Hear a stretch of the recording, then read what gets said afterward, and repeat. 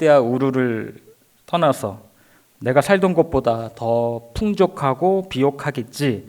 그래 나는 여기서 엄청난 부자가 될 수 있을 거야. 그러나 오늘 성경은 무엇이라고 말씀합니까? 10절을 보세요. 그 땅에 기근이 들었으므로. 우리의 인생도 내 생각대로 다 되면 얼마나 좋습니까? 그런데 와보니까 흉년이 들었던 것이죠. 가나안에. 이것이 바로 신앙인의 딜레마라고 생각을 합니다. 예수님 잘 믿고 내가 신앙생활 잘 했다고 생각을 했는데 일이 잘 안 풀리고 또 인생의 길이 막히고 이런 순간이 찾아온다라는 것이죠.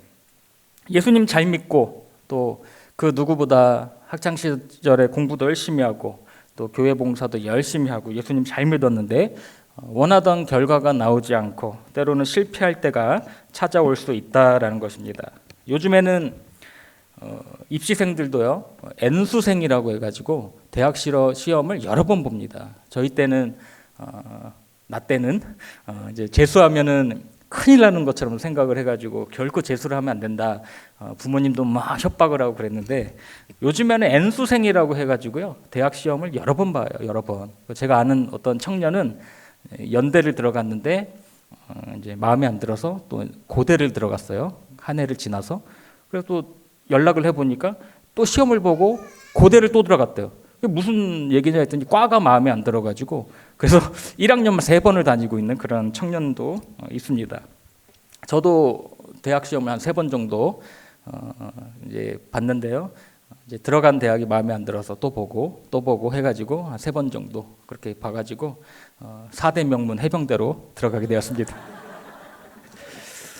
아무튼 이렇게 신앙의 기근이 닥치면 어느 믿음 좋은 신앙인이라고 할지라도 그 위력 앞에서 약해지는 것이 인간이죠. 그런데 하나님은 이런 신앙의 기근을 사용을 하셔서 우리를 하나님의 사람으로 만들어 가십니다. 그래서 연단과 시련이라는 방법을 통해서 우리 믿음의 근육이 자라기를 원하십니다. 그래서 건물을 우리가 지을 때 그 스트레스 테스트라는 것을 합니다. 그러니까 평소의 압력보다 한 40배, 50배 정도 이렇게 압력을 주고 그 버티는 강도를 테스트하는 것이죠. 그것을 그 건물이 버텨내면 일상적인 스트레스 내에서는 얼마든지 버텨내는 것입니다. 우리도 마찬가지입니다. 어려운 순간이 닥치고 또 위기 앞에 서 있을 때 그것은 우리를 더욱더 강하게 만들려는 하나님의 의도가 있음을 알아야 됩니다. 우리가 느끼기에는 그 고난이라는 것이 또 시련이라는 것이 또 어려움이고 마치 흉년 같은 기근으로 보이게 되지만 하나님은 그것을 통해서 저와 여러분을 더욱더 강건하게 만들어 가시려는 의도가 있음을 믿으시길 바랍니다. 그러면 잠깐 낙심이 찾아온다 할지라도 바로 깨닫게 됩니다. 바로 깨닫게 되고 또 기도의 자리에 예배의 자리에 나아가게 되는 것이죠. 그래서 우리는 이러한 기근이 찾아올 때 반드시 가져야 할 태도가 있습니다. 그것은 저와 여러분을 향하신 변함없는 하나님의 사랑을 붙들고 하나님의 약속을 붙드는 것입니다. 그래서 항상 변하지 않는 값을 상수라고 한다면 하나님이 나를 사랑하신다라는 그 값은 영원히 변하지 않는 값입니다. 그런데 변수는 여러 모양으로 찾아오죠. 우리를 둘러싼 환경과 여건들이 변수가 됩니다. 그러나 그 어떤 것이라도 우리를 하나님의 사랑에서 끊을 수 없느니라. 그렇게 로마서에서 이야기하죠. 로마서 8장 38절 39절 같이 읽습니다. 내가 확신하노니 사망이나 생명이나 천사들이나 권세자들이나 현재의 일이나 장래의 일이나 능력이나 높음이나 깊음이나 다른 어떤 피조물이라도 우리를 우리 주 그리스도 예수 안에 있는 하나님의 사랑에서 끊을 수 없으리라. 아멘. 이 약속 붙들면 흔들리지 않는다라는 것입니다. 그런데 기근이 왔을 때 아브라함의 반응을 한번 보십시오. 문제가 오니까 어떻게 하죠? 바로 애굽으로 내려갑니다. 10절을 보세요. 그 땅에 기근이 들었으므로 아브라함이 애굽에 거류하려고 그리로 내려갔으니 이는 그 땅에 기근이 심하였음이니라. 그 땅에 기근이 들었으므로 아브라함이 기도했다. 하나님께 물어봤다. 눈 씻고 찾아봐도 그런 내용이 없습니다. 바로 곧장 애굽으로 내려갔습니다. 이것이 아브라함의 실수입니다.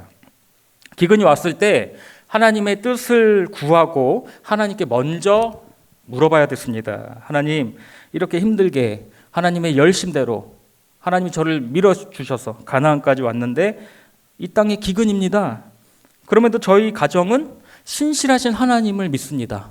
신실하신 하나님의 약속이 성취되리라고 믿습니다. 저와 우리 가족을 책임져 주십시오. 그런데 너무 쉽게 아브라함은 포기하고 자연스럽게 포기하고 애굽으로 내려갑니다. 이와 비슷한 사례가 또 구약에도 나오죠. 오늘 우리 중고등부 설교에서도 다뤄봤는데요. 이 베들레헴 마을에 나오미라는 그런 여자가 살고 있었습니다. 이 나오미의 뜻은 기쁨, 즐거움 이런 뜻이 있어요. 근데 남편의 이름은 엘리멜렉입니다. 엘리멜렉. 나의 하나님은 왕이시다. 그러니까 참 멋진 이름을 가지고 있습니다. 이 이름들을 볼 때 아마도 이 가정은 유대 땅에서 하나님의 백성으로 하나님을 믿으면서 은혜 가운데 살고 있었음을 짐작할 수가 있습니다. 엘리멜렉, 그의 이름대로라면 그는 하나님을 왕으로 모시고 그렇게 살아야 하는 사람입니다. 그럼에도 불구하고 그는 하나님을 저버림으로 말미암아 한순간의 판단의 실수로 그의 가족 전체가 불행을 겪게 됩니다. 그에게는 두 아들이 있었죠. 말론과 기론입니다. 말론은 병들다 이런 뜻이 있고 기론은 소멸하다, 허비하다 이런 뜻이 있어요. 아마도 두 아들 모두가 비리비리했던 것 같아요.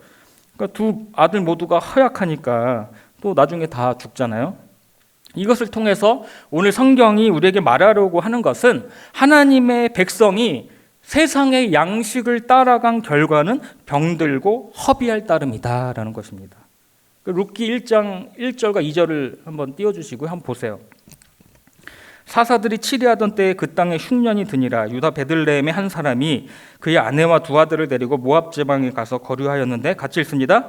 그 사람의 이름은 엘리멜렉이요 그의 아내의 이름은 나오미요 그의 두 아들의 이름은 말론과 기륜이니 유다 베들레헴 에브라 사람들이더라. 그들이 모압 지방에 들어가서 거기 살더니 2절 후반절 하반절을 한번 보세요. 노랑 글씨로 유다 베들레헴 에브라 사람들이더라. 1절도 한번 보세요. 유다 베들레헴 사람들이다.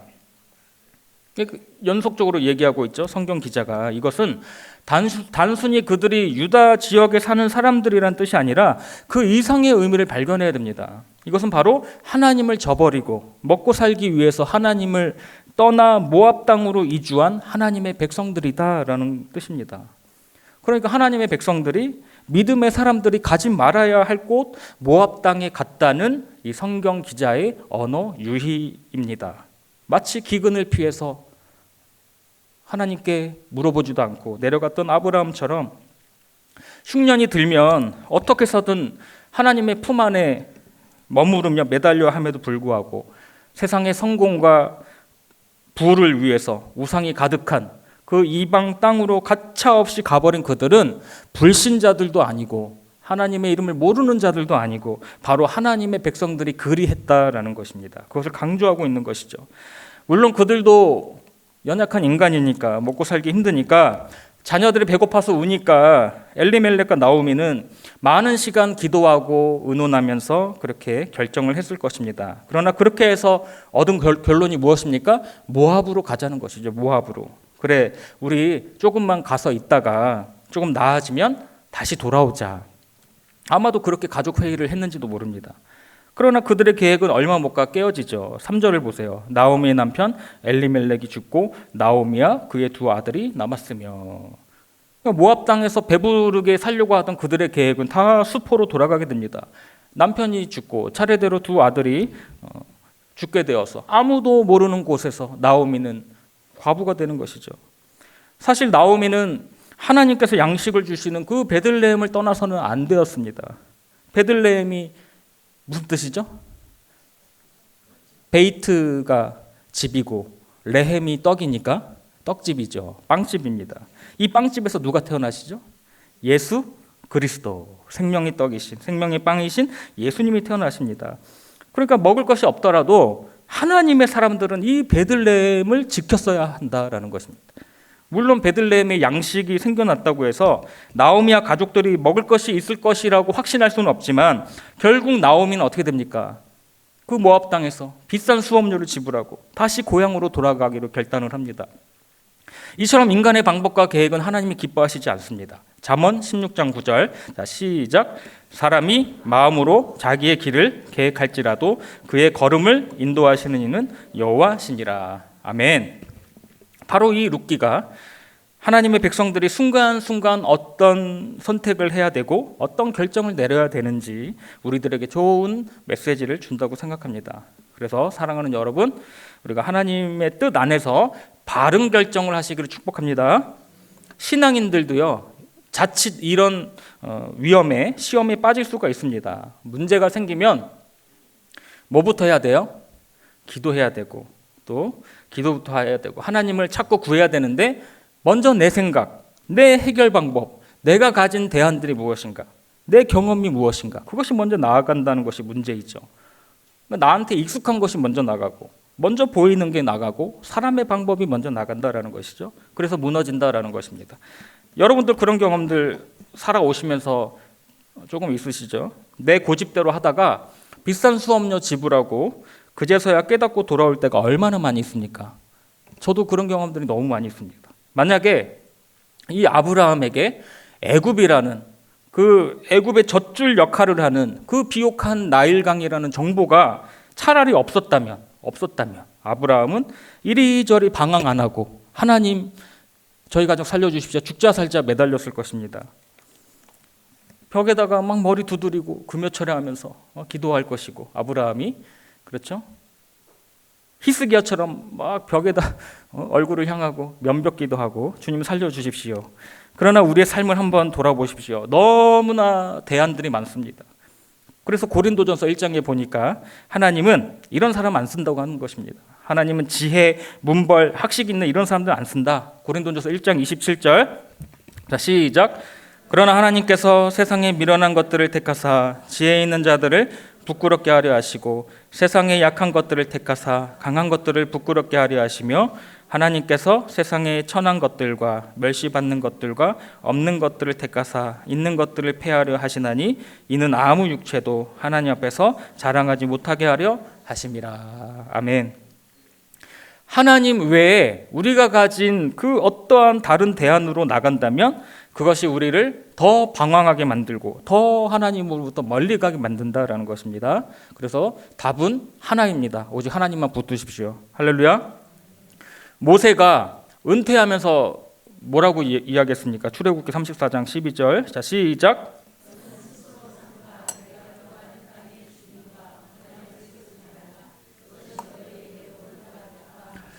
너는 하나님만 의지하고 오직 하나님만 의지하고 사람 의지하지 말라는 것입니다.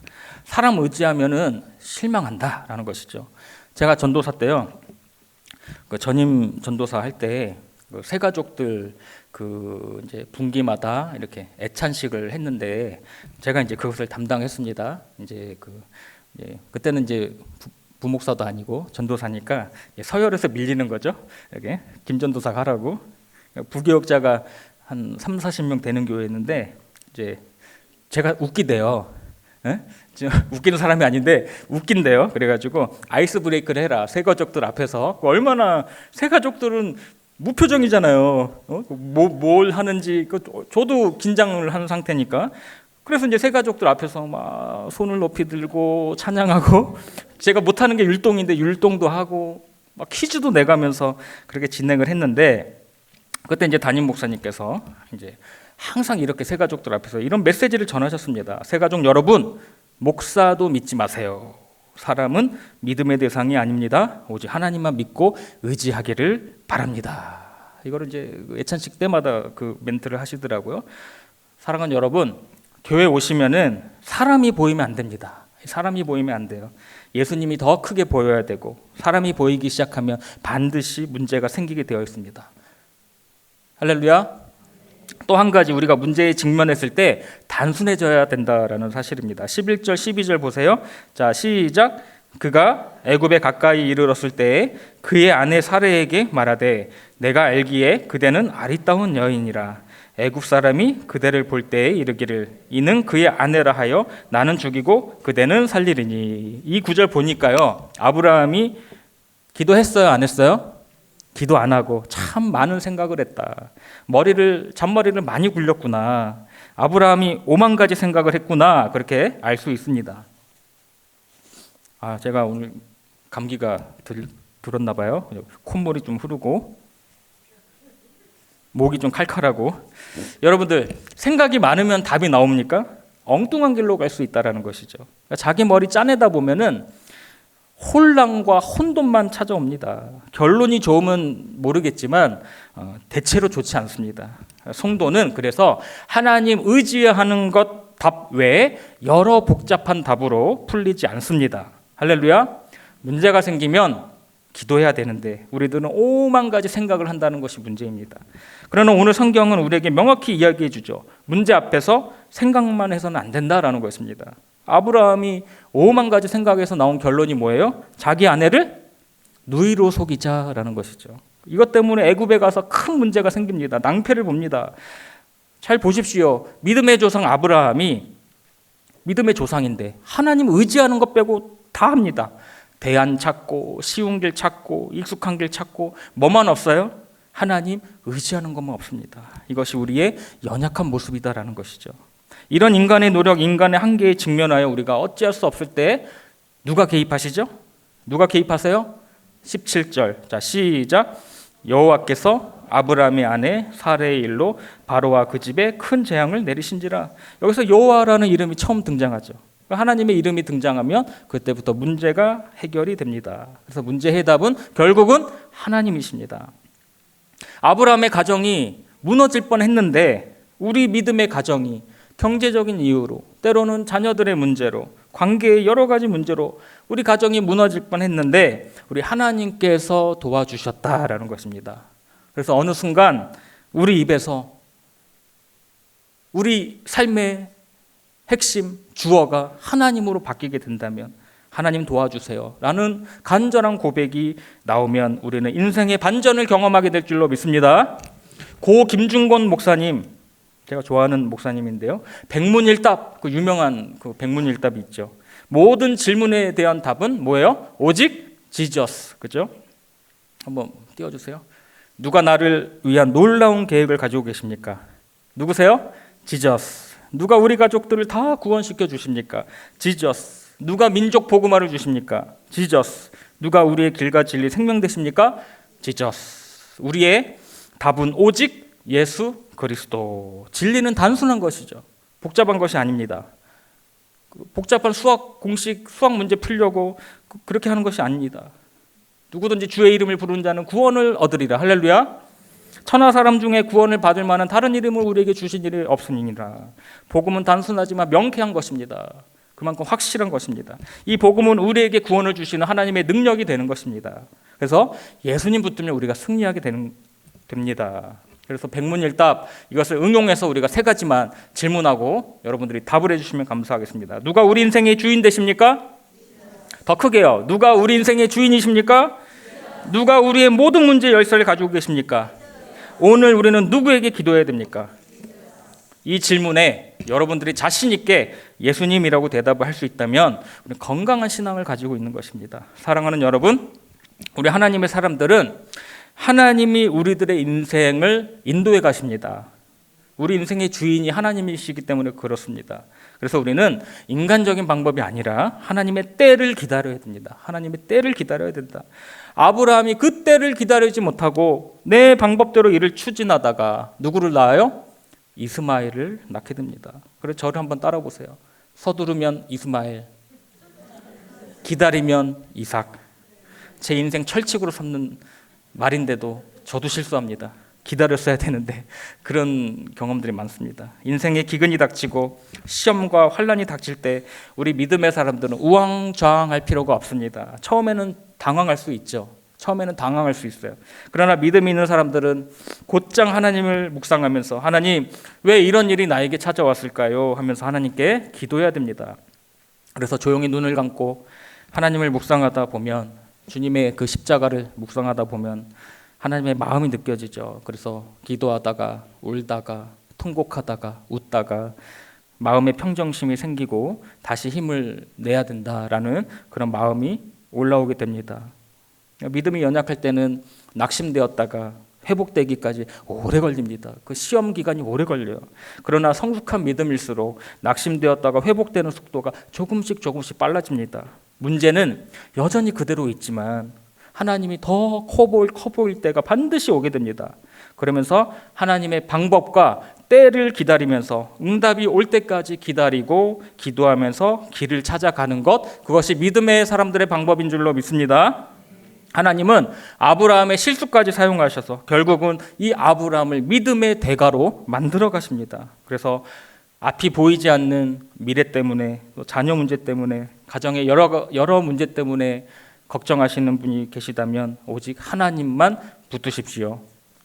할렐루야. 말씀을 마무리하면서요, 어느새 봄이 우리에게 다가왔습니다. 저도 나이가 드니까 꽃이 좋아져요. 꽃이 좋아지고 개나리가 좋아지고 벚꽃이 좋아지고 진달래가 좋아집니다. 이 꽃이 여러분 아침에 아름답게 피어나기 위해서 밤에 어떻게 하죠? 그 이슬을, 아름다운 봉오리가 이슬을 머금고 준비하듯이 인생의 어두운 밤 동안에도 하나님은 우리들에게 꽃을 피울 준비를 시키십니다. 그래서 인생의 겨울, 인생의 기근의 시기를 통해서 하나님은 우리가 더 연단되고 강한 믿음으로 성장하기를 원하십니다. 그 시간을 잘 인내하며 기다리라는 것입니다. 아브라함처럼 내 뜻대로 내 인생을 성급하게 결정하지 말고 전능하신 하나님께 묻고 나아가는 저와 여러분이 되시기를 축복합니다.